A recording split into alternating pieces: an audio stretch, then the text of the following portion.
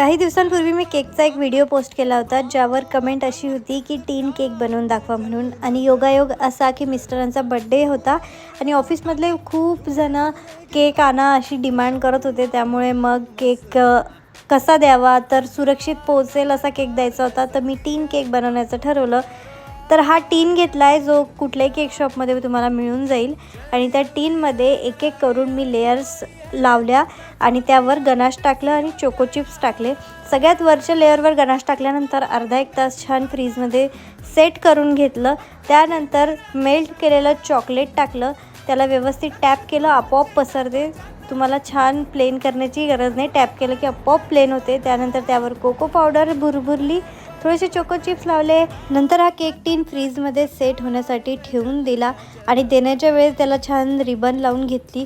आता इथे मी chocolate फ्लेवरचा cake केला आहे, तुम्ही कुठल्याही फ्लेवरचा केक करू शकता.